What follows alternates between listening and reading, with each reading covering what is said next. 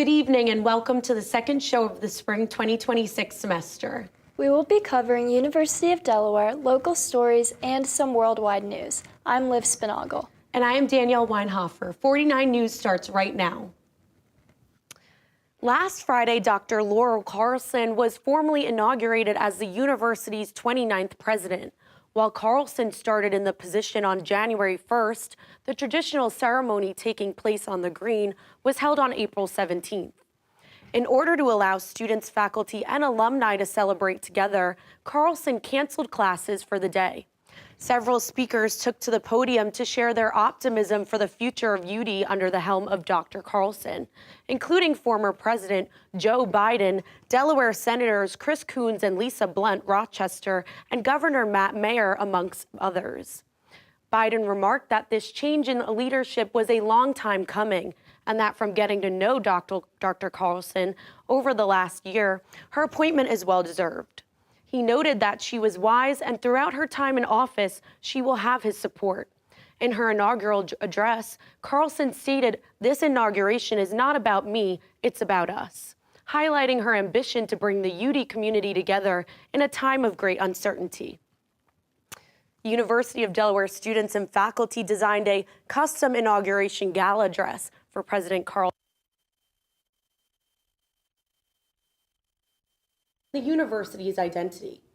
The garment features symbolic elements like laser-cut sneakers, a knitted design, and references to UD's 150 academic majors, all brought to life through collaboration and innovative technology. Sierra Gustin has more from this past Friday's inauguration. On Friday, the University of Delaware held an inauguration to formally induct its 29th president. In less than 24 hours, former President Joe Biden is set to attend the inauguration of the new president of the University of Delaware, Dr. Laura Carlson. Behind me, you can see preparation has already begun for this event. The University of Delaware formally inaugurated its 29th president, Dr. Laura A. Carlson, during a two-day celebration that brought together students, faculty, staff, alumni, and community members. Preparations began days in advance, with the Green transformed by rows of chairs, large screens, and restricted access beginning Thursday evening. Friday classes were also canceled to accommodate the ceremony. I spoke with students to hear their thoughts on this event. I don't know a lot about it, but I'm really excited, and I'm looking forward to it tomorrow and all the events that are happening. I'm really excited. I get all her emails. I read some of them.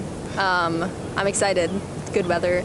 Day one featured statewide community events, including the Southern Delaware Community Breakfast in Georgetown, an afternoon pre-walk/run at Mentor Circle here on campus, and an invite-only inauguration gala held in the Little Bob. On day two, lines wrapped around the streets as events opened at 10:45 a.m. with a processional led by the UD Fighting Blue Hen Marching Band.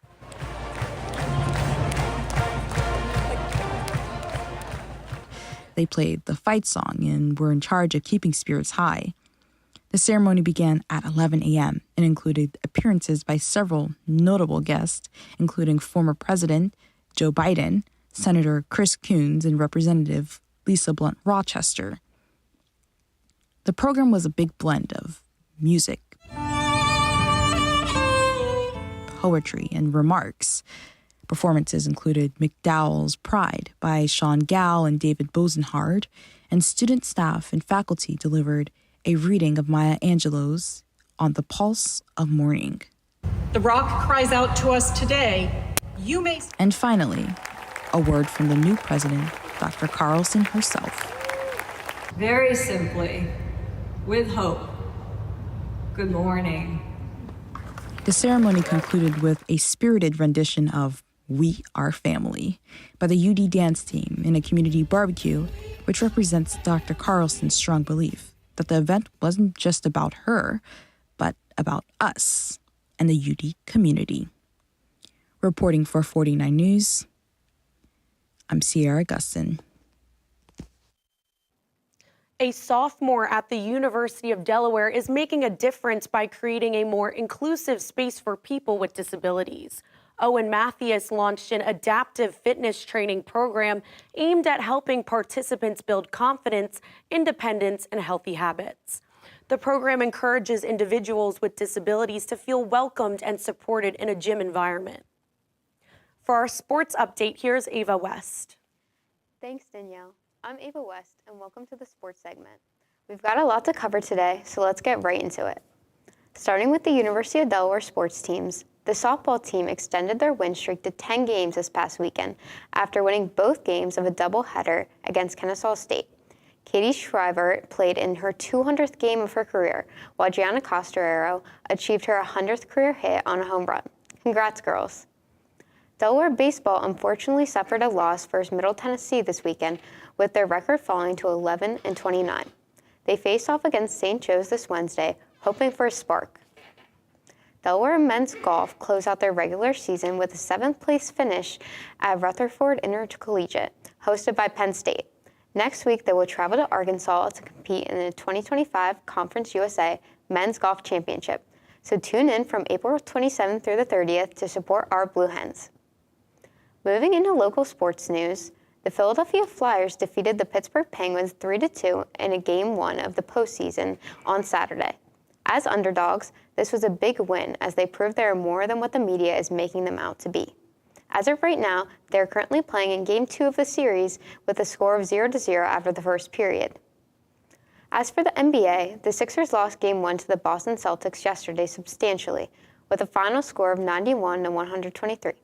Benching the starters towards the end of the game, head coach Nick Nurse said that the loss was unacceptable, as Philadelphia only made 4 of 23 three-point attempts and turned the ball over 15 times.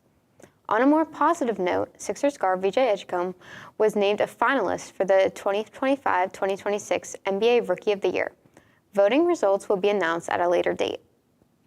Transitioning to the MLB, the Phillies have just been swept by the Atlanta Braves, losing their 5th straight as their early season struggles continue. They have already lost 4 home series this year, which is more than they lost all of last season. Philadelphia hopes to turn this around sooner rather than later as they play the Chicago Cubs tonight. That's unfortunately all the sports updates I have for you tonight. Now, back to the news. The University of Delaware has earned a strong placement in the 2026 U.S. News and World Report Best Graduate School Rankings, highlighting the university's physical therapy program maintaining the #1 spot in the nation and chemical engineering rising to the #7 spot. Overall, 14 UD graduate programs ranked in the top 50 with nearly a 1/3 improvement from last year. UD continues to gain recognition for research strength, faculty expertise, and career outcomes with up to 99% of graduate students employed or continuing education within 6 months. The University of Delaware Ag Day 2026 is set to draw thousands with hands-on exhibits, demonstrations, and family activities April 25th. Hosted by the College of Agriculture and Natural Resources, the event will feature more than 90 attractions highlighting agriculture and natural resources. You can enjoy interactive experiences, educational displays, and entertainment for all ages. The event will take place from 10 a.m. to 3 p.m. at 531 South College Avenue in Newark. With spring finally here, farmers markets are back, and in Burlington County, New Jersey, one has just recently opened for the season. Emily Madison went to check it out. After winter break, the Burlington County Farmers Market is back with its first preseason market, welcoming shoppers eager to support local vendors and stock up on fresh goods. I love the farmers market. I honestly always get the best stuff here, and it's always such a good vibe and so much fun. I love coming here every summer. Visitors spent the morning browsing produce, baked goods, and other locally made products as the market kicked off another year at the Burlington County Agricultural Center. Well, I'm really excited to be at the farmers market today. I mean, it's pretty windy, but the weather's nice. With the market celebrating its 20th season, both vendors and customers say the preseason opening is already bringing strong energy and community support. The farmers market is wonderful. I think it's great for these local businesses to be able to come here and be supported in our community, and it's a beautiful day. Although it may not feel like it outside, spring is just around the corner, and the Burlington County Farmers Market is back every weekend. For 49 News, I'm Emily Madison. Mount Cuba Center hosts Wildflower Weekend with blooming displays, tours, and family activities visitors. From April 24th to 26th, you can wander around through vibrant native wildflowers in full bloom, enjoy guided tours, live music, and family-friendly events throughout the weekend. Guests can also explore native plant sales and gardening classes while visiting the gardens. The Etna Hose Banquet Hall has announced that it will be closing this year. The banquet hall is owned by Hook and Ladder, who shared that they are thankful for the community support, but that the building was just becoming too expensive to maintain. Hook and Ladder plans to turn the building into a new fire station that will provide more support to their operations. Newly released data shows that potential buyers in Newcastle County saw lower home sale prices than previous months. The prices have dropped 9.5% from December. Looking across Delaware, homes are being sold at a median price of more than $380,000. Communities across the United States are cleaning up after tornadoes and severe weather ripped through the Midwest. These disasters destroyed dozens of homes and tens of thousands of people lost power. The American Red Cross of Wisconsin said volunteers are helping people impacted by storms with shelter, meals, and support. Here's 49 News student meteorologist Sienna Casa with an update on our local weather. Good evening, Newark. I'm meteorologist Sienna Casa with the weather. Grass is everywhere, but did you know it's like gasoline when it comes to forest fires? Climate change is increasing temperatures and pollution, creating the perfect conditions for wildfires, especially in the Midwest. A research ecologist for the Department of Agriculture says, name an environment, grass can grow there. The more grass grows, the more fires that can spread incredibly fast, creating a public safety hazard for many residents in the Midwest. Speaking of dry conditions, looking at the drought monitor, Newark is in the light orange, meaning it is in a moderate drought. Here are our local conditions. This afternoon was cold despite a sunny day, hovering at around 50 degrees. Currently, it is even colder at around 44 degrees, and it will be close to freezing tomorrow morning, so be sure to dress warm. Looking at the overnight forecast, tonight there will be clear skies and the temperature will drop to 32 degrees. The sun sets at around 7:46 p.m. and will rise at 6:16 a.m. tomorrow. Now let's take a look at the 7-day forecast. Tomorrow will be sunny with highs in the mid-50s and lows in the mid-40s. Wednesday, Thursday, and Friday will be partly cloudy, with highs warming up to 76 and 78 degrees and lows in the 50s. Saturday and Sunday will have showers and cooler highs in the low 60s. By Monday, showers should clear, but it will be cloudy with highs in the mid-60s and lows in the high 40s. Thank you for tuning into Blue Hem Weather, and see you next time. We'll be back after a short commercial break.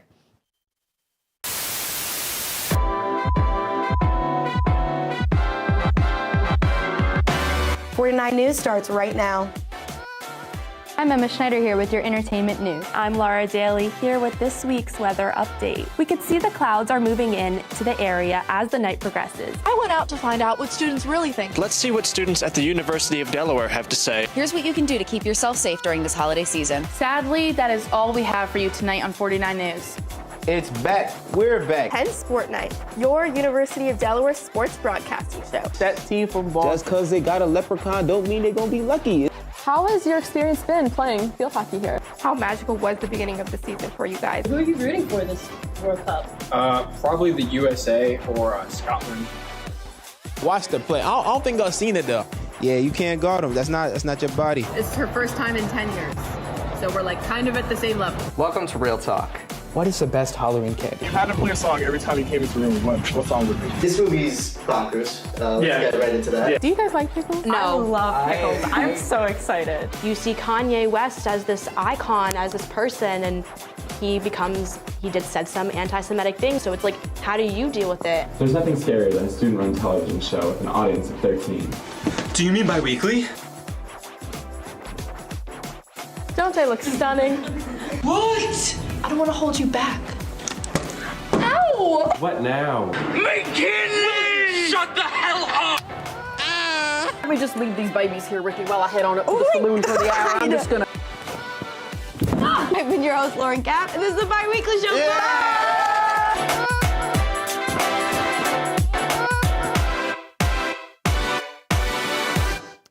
To take a look at some nationwide breaking news, 8 children are dead after a mass shooting in Louisiana on Sunday. Authorities say the suspected shooter, Shamar Elkins, shot 7 of his own children and one of their cousins. The victims' ages range from 3 to 11 years old. Elkins was previously found guilty of a weapons charge in 2019 and served in the Louisiana Army National Guard for 7 years. A federal appeals court has ruled in favor of letting President Donald Trump continue the controversial construction of his $400 million White House ballroom. Formerly the East Wing, Trump knocked the hall down against the wishes of the National Trust for Historic Preservation. The National Trust argued that Trump overreached his authority by neglecting to gain the approval of key federal agencies. Though below-ground work resumes, the court maintains their block of any above-ground building. President Donald Trump and Pope Leo XIV have entered a public dispute following disagreements over the war in Iran, immigration, and the role of religion in politics. The conflict escalated through social media and public statements, with Trump criticizing the Pope's views and the Pope defending his message of peace and moral leadership. Despite the back and forth, both sides have indicated they are not seeking a direct confrontation, framing their differences as part of a broader debate over policy and values. The U.S. Navy seized an Iranian cargo ship amidst a ceasefire in the Iran war. The Navy stated that the ship tried to bypass the blockade imposed by President Trump, in hopes it'll bring the Iranians back to the negotiation table. As a result, the Iranians have once again closed the Strait of Hormuz to all traffic after a short hour-long opening last week, saying they won't reopen the strait to all traffic until the U.S. lifts its naval blockade of Iranian ships. This delay has caused increased pricing. Now the price of U.S. crude oil is up 6.4% to $87.90 a barrel, compared to the $70 it cost before the conflict. According to the Motor Club Federation, the average cost of gas per gallon is $4.05. The U.S.-Israeli war against Iran is in its 8th week and has created one of the worst global energy crises in decades.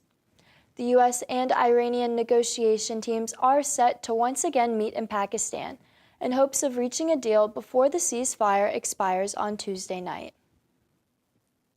An Iron Hill Brewery location in Center City has reopened after the company filed for bankruptcy and temporarily shut down all locations. The restaurant welcomed customers back Sunday at noon, coinciding with a Sixers game. The reopening comes just months after the brewery came under new ownership. The move signals a potential turnaround for the popular local chain. Let's find out how UDance celebrated their 20-year anniversary. Emma Schneider has this story. The Bob Carpenter Center might look normal from the outside, but once you walk in, you will see it's been transformed. The UDance Dance Marathon has just celebrated its 20th year anniversary, raising over $1.7 million in hopes of ending pediatric cancer and helping families dealing with the disease. This year was an extra exciting year, with it being the 2-decade celebration and reaching new milestones.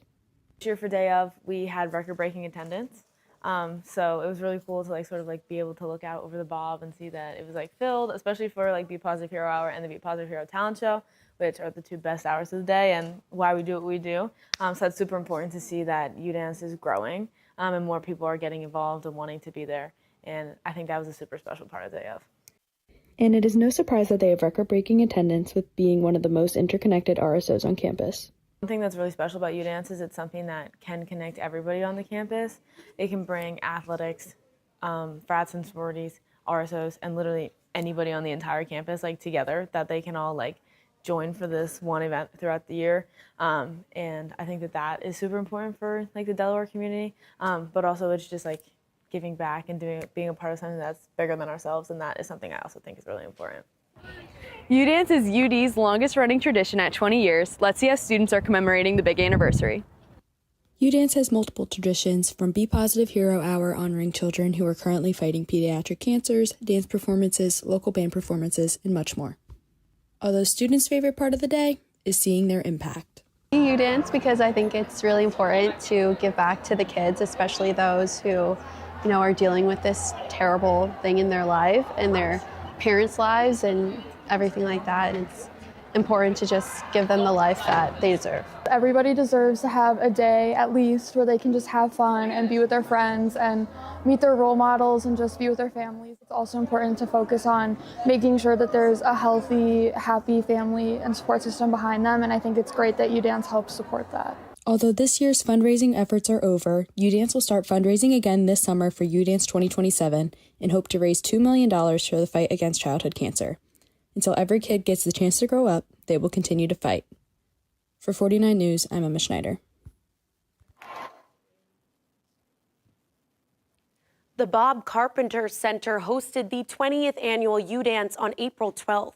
U-Dance is a dance marathon and is the university's largest student-run philanthropy. U-Dance partners with the Be Positive Foundation to provide financial assistance to families of children with cancer. Each child that has battled cancer or is currently battling cancer is adopted by a student organization, Greek Life chapter, or athletics team. The dance marathon is 12 hours long and includes performances from UD sports teams, clubs, and Greek Life, as well as a talent show featuring the children from the B Plus Foundation. This year, U-Dance raised over $1.7 million for pediatric cancer patients and their families. For our 49 Entertainment News Update, here's Grace McKenna.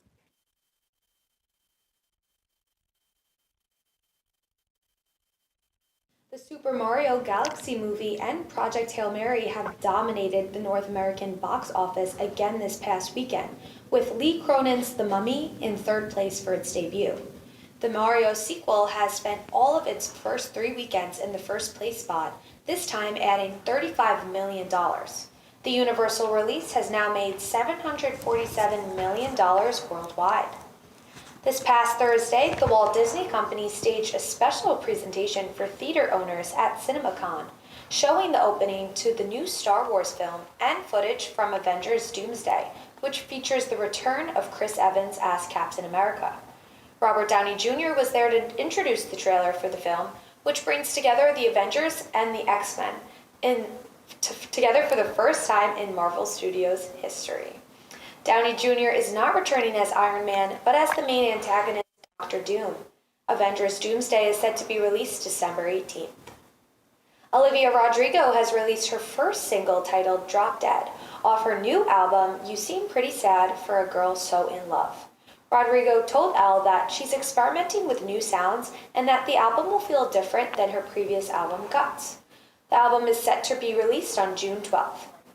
We cannot help but mention Zara Larsson as she heads to UD this Thursday for the Spring Fling performance. Larsson and Tyla have released their collab titled She Did It Again. The new single is already making headlines as having a Britney Spears sound.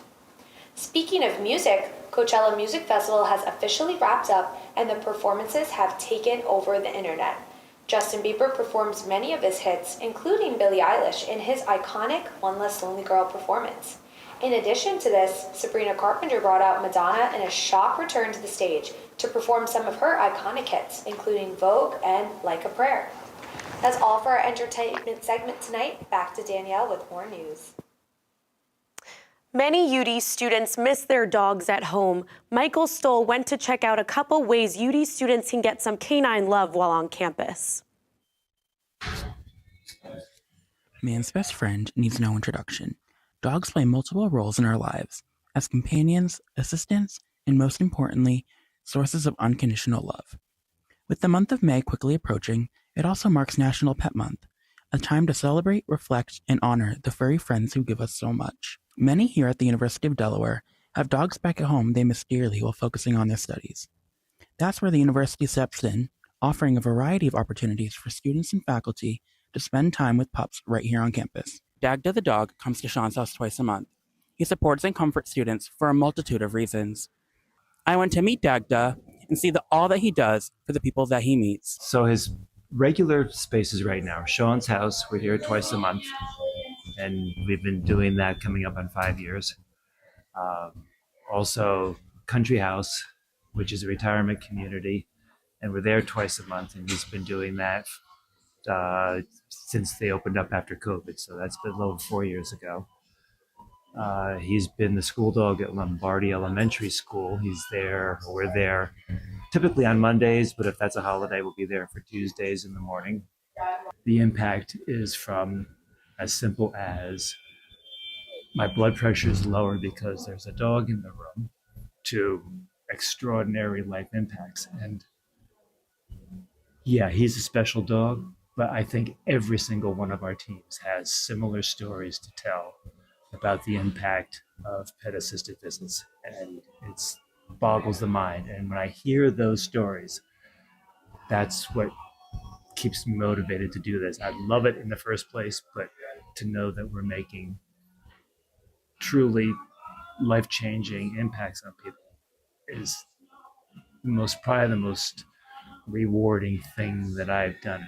Paws for People provides therapeutic visits for people of all ages, with dogs like Dagda bringing comfort to local elementary schools, assisted living facilities, first responders, and anyone in need of a little extra support.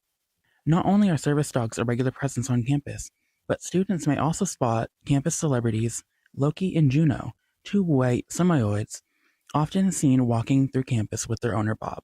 People know that Loki is a big mush. His favorite thing, like if there's some students like over there lying on a blanket, they'll pull me over to somebody on it. It's fair game as far as they're concerned, somebody on a blanket. And Loki will take the opportunity to sit right down in the middle of their blanket and then like lie down and roll over on his back.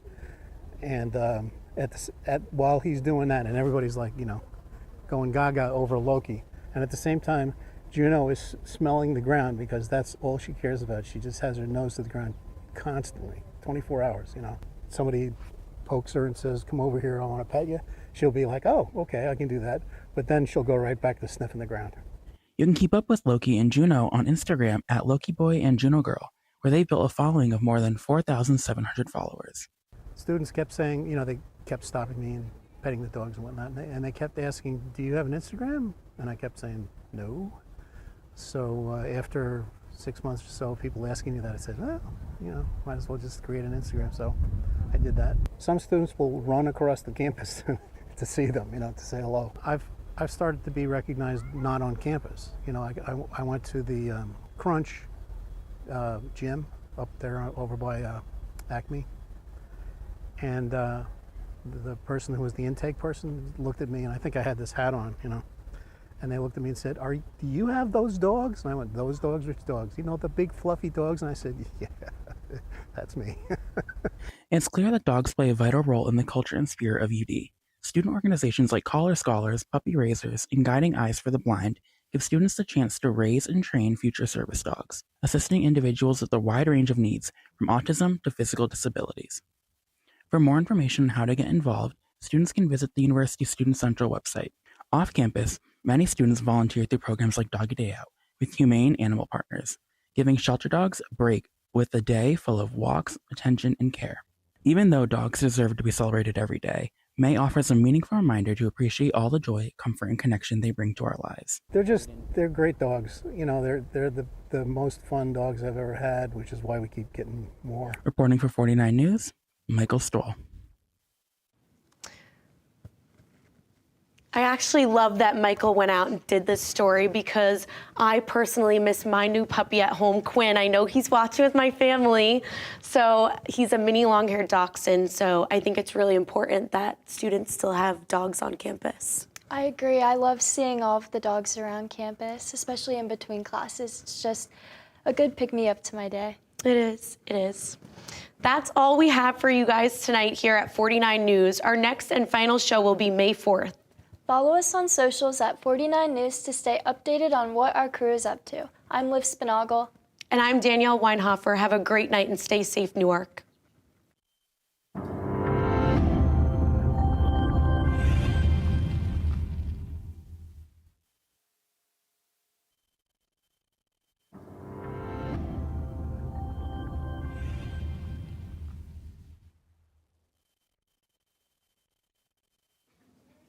Hello everyone, welcome to Season 8, Episode 4 of Penn Sports.